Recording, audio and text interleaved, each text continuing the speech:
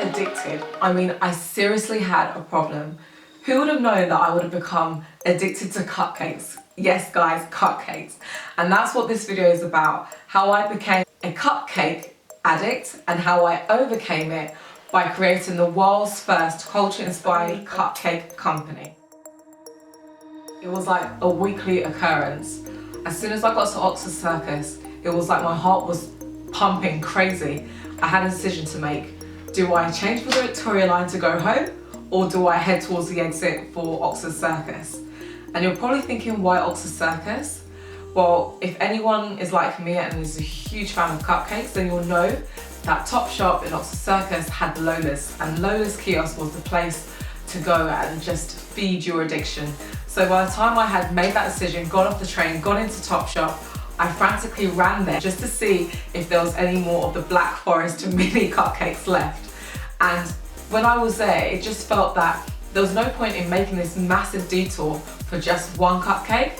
So I felt that 4 was justifiable, if you know what I mean? And this was becoming a thing. I knew I had a bad habit, and this went on for a while. So much so that when it was my best friend's birthday, somebody had made cupcakes, one of our friends, and I seriously contemplated staying. And I said to her, if it wasn't your birthday, I'd literally stay here and just eat. Like, they were so good. Some time passed and I felt that, you know, there was 2 things happening. My waistline was increasing and my bank account was decreasing.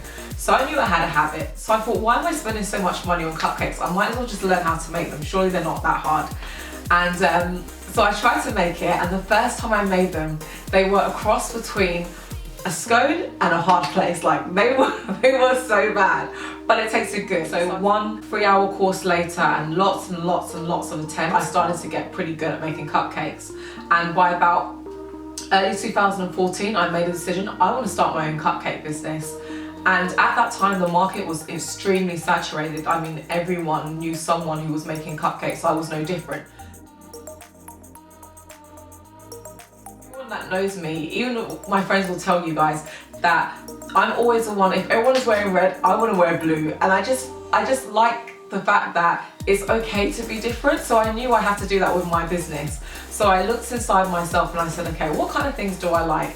And I knew that I love travel, and I knew that I really was interested in culture, especially since my late teens. I was always interested in trying different cultural foods. I really had a big thing for Asian food, specifically Indian and Pakistani food at that time, and I love dessert, so I knew I was onto something here. But what I did initially is I started looking at where were the places that I've been to in my life. And so I started to draw upon the places that I lived. I lived in America as an exchange student. I worked in Mexico as an intern, and I also lived in France as an English teacher. So I used the combination of all those places as a catalyst to make me start this cupcake company. So guys, now you have it, how I went from being a cupcake addict to an entrepreneur. Make sure you tune in next week, where I'm going to be telling you guys the second part of my story of how I felt disconnected and how I changed the notion of using just a cupcake as a way of connecting you with the world. Make sure you subscribe, like and comment below, and I'll see you next week.